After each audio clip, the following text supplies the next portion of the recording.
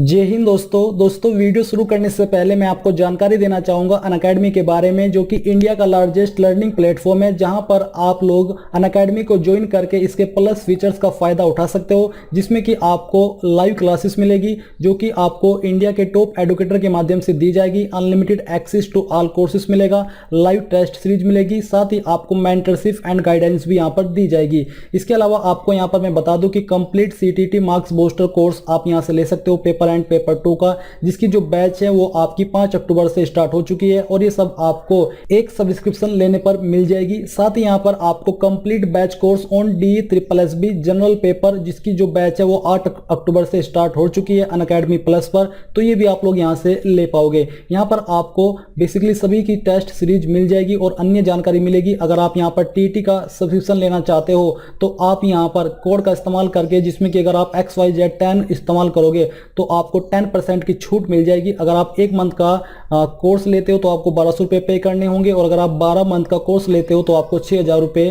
पे करने होंगे, जिसमें कि आप यहाँ पर 58% तक लाभ पा सकते हो, बेसिकली छूट पा सकते हो। तो दोस्तों आज ही आप इसको ज्वाइन कर लीजिए। आप अनअकैडमी का जो ऐप है वो डाउनलोड कीजिए और वहां से इसको ज्वाइन कर लीजिए। लिंक आपको डिस्क्रिप्शन में मिल जाएगा।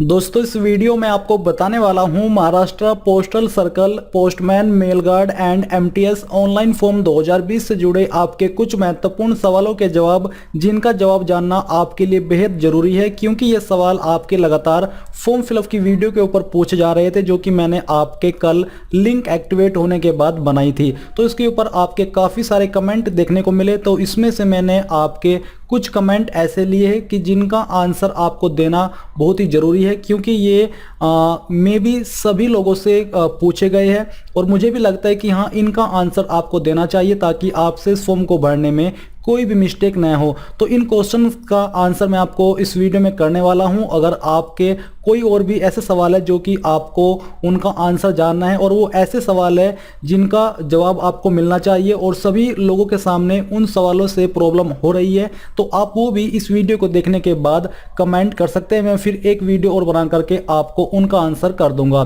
तो इस वीडियो में जो मैं आपके सवाल कवर करने वाला हूं वो है, आपके एक सवाल है कास्ट सर्टिफिकेट कौन सा होना चाहिए। इसके बारे में बहुत सारे कमेंट मैंने यहाँ पर रीड किए, तो फिर मैंने ये सवाल इस वीडियो के अंदर ऐड किया। तो चलिए बात कर लेते हैं इस बारे में। तो ये आपका ऑफिशियल नोटिफिकेशन है। अगर आप यहाँ पर इस ऑफिशियल नोटिफिकेशन पर आओगे तो आपको जो कास्ट सर्टिफिकेट है इसके बारे में एक इन्होंने अनेक्चर यानी कि परफॉर्मा दिया है। बेसिकली एक इनका फॉर्मेट होता है कि आपको परफॉर्मा दिया जाता है। अगर आप ये परफॉर्मा यूज करना चाहते हैं, इसके माध्यम से आप अपनी कास्ट दिखाना चाहते तो आप इसको बनवा सकते हैं। बट अगर आपके पास ऑलरेडी डिजिटल रूप में कास्ट सर्टिफिकेट है तो आप उसका भी इस्तेमाल कर सकते हैं। तो बेसिकली यहाँ पर जो ये भर्ती है ये एक सेंट्रल गवर्नमेंट भर्ती है। अब भले ही इसको स्टेट गवर्नमेंट के लिए निकाला है, यानी कि स्टेट वाइज निकाला है, बट इसमें जो आपकी डॉक्यूमेंट है, चाहे वो कोई सा भी डॉक्यूमेंट हो, जिसमें कि आपका विकलांग सर्टिफिकेट होता है, EWS सर्टिफिकेट होता है और OBC सर्टिफिकेट होता है, साथ ही SC ST, क्योंकि जनरल को ये सर्टिफिकेट देने की आवश्यकता नहीं होती।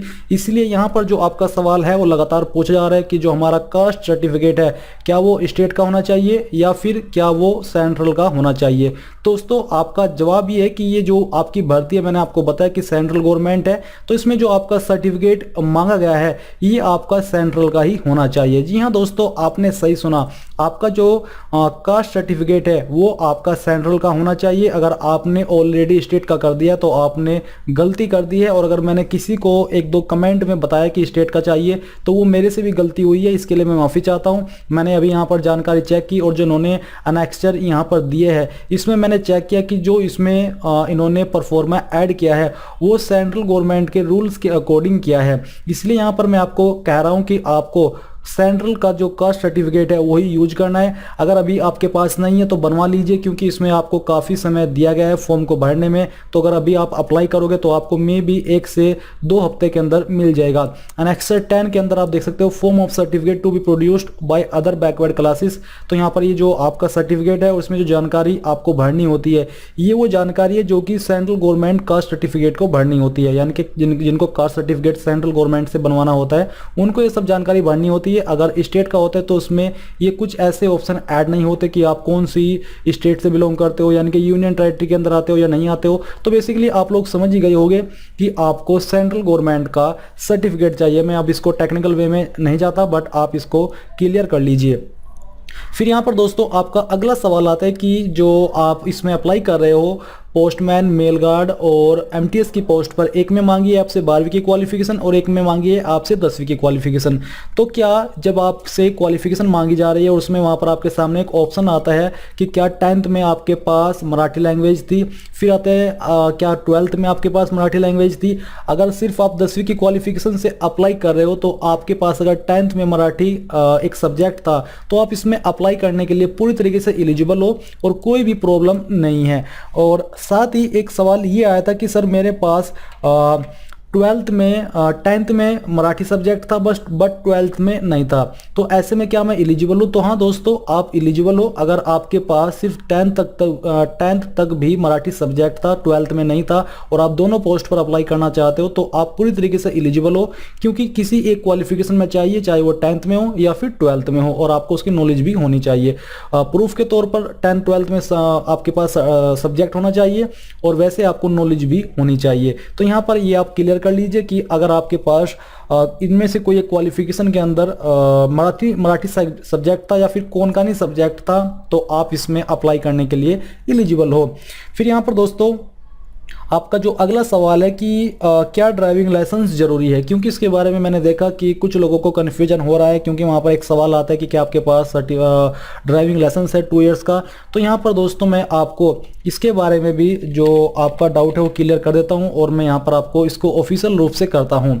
यहाँ पर अगर आप एलिजिबिलिटी चेक करोगे तो एलिजिबिलिटी में आपसे 10वीं की क्वालिफिकेशन मांगी है, जिस पोस्ट पर 10वीं मांगी जा रही है जो कि आपकी एमटीएस की है, और जो पोस्टमैन की है इस पर आपसे 12वीं मांगी जा रही है, और जो कंडीशन रखी है वो आपकी सब्जेक्ट की है कि आपके पास 10वीं या 12वीं के अंदर मराठी सब्जेक्ट या कोंकणी सब्जेक्ट होना चाहिए, क्योंकि ये आपकी लोकल लैंग्वेज है। तीसरी इसमें जो आपकी कंडीशन है वो आपकी knowledge of working on computer, यानी कि कंप्यूटर की आपकी नॉलेज होनी चाहिए। The candidate will have to qualify paper 3 जो कि skill test on data entry on computer, क्योंकि ये आपको कंप्यूटर के ऊपर क्वालिफाई करना होगा। फिर इसी में इन्होंने आपको नोट करके बताया कि the person appointed to the post of postman shall acquire a driving licence to drive 2 wheeler और 3 व्हीलर और light motor vehicle within a period of 2 years from the date of his appointment. यानी कि जब आप इनमें से किसी post पर अपॉइंट हो जाओगे तो उसके बाद आपको 2 साल का जो ड्राइविंग लाइसेंस है वो लेना होगा या बनवाना होगा।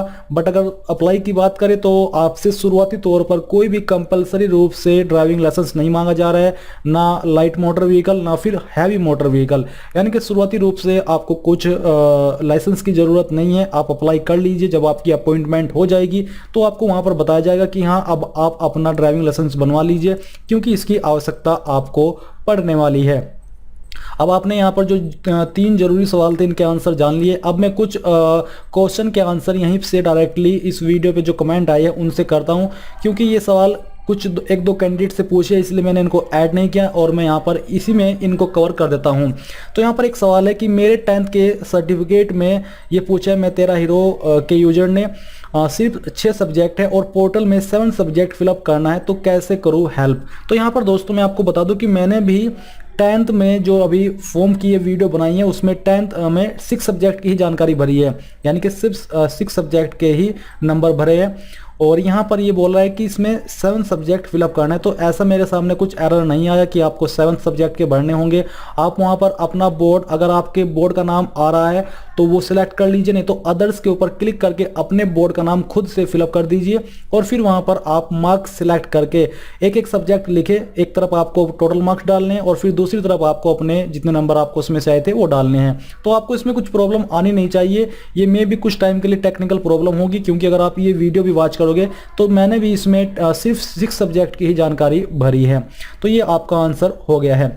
फिर यहाँ पर एक सवाल ये भी है कि एनटी के लिए कौन सी कैटेगरी है। तो दोस्तों ये तो आपको अपनी तरफ से पता लगाना होगा कि आपकी कैटेगरी कौन सी कैटेगरी के अंदर आती है, क्योंकि जो सेंट्रल गवर्नमेंट के अंदर कास्ट कैटेगरी ऐड होती है किसी भी भर्ती में, वो आपकी यूआर यानी कि अनरिजर्व्ड, जिसमें कि आपकी जनरल कैटेगरी और ओपन कैटेगरी आती है।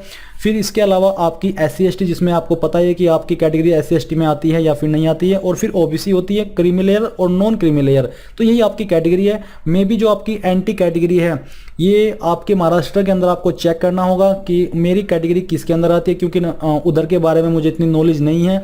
इसलिए आप अपने जो तहसील है वहाँ पर पता कीजिए, क्योंकि जो कास्ट सर्टिफिकेट होता है, अगर आप SC/ST में आते हो तो आपके ऊपर लागू होगा, वो आपको बनवाना होगा और उसी में आपकी कास्ट कैटेगरी ये लिखी जाएगी जो कि आपकी NT है। तो ऐसे में अगर आपकी SC/ST के अंदर आती है तो वो चूज कीजिए, नहीं तो फिर मे बी आपकी ये ओपन कैटेगरी के अंदर आ सकती है या फिर UR, यानी कि अगर आप अनरिजर्व्ड कैटेगरी के अंदर आते हो तो आप सिंपली UR सेलेक्ट कर लीजिए, आपको कोई भी प्रॉब्लम नहीं आएगी। अगर आप ऐसे कैंडिडेट हो जो कि रिजर्व्ड कैंडिडेट है, जो कि SC/ST होते हैं, तो आप यहाँ पर SC/ST सेलेक्ट कीजिए, नहीं तो आप UR सेलेक्ट कर लीजिए। फिर यहाँ पर एक विज जार्ड का कमेंट है कि what is graduation certificate, I am just 12th pass, am I eligible. तो यस, आप एलिजिबल हो, क्योंकि ग्रेजुएशन सर्टिफिकेट आपसे कंपलसरी रूप से नहीं मांगा। अगर आपके पास है तो वहाँ पर जानकारी भर दीजिए, क्योंकि उससे आपको मे भी थोड़ी बहुत ज़्यादा प्रेफरेंस दी जा सकती है कहीं पर एक पॉइंट पर जाकर के। वैसे तो इसमें आपका सिलेक्शन एग्जाम के द्वारा किया जाएगा और आप यहाँ पर 12th की क्वालिफिकेशन से अप्लाई कर सकते हो, बट 12th में या 10th में आपके पास मराठी सब्जेक्ट 1 ऑफ होना चाहिए।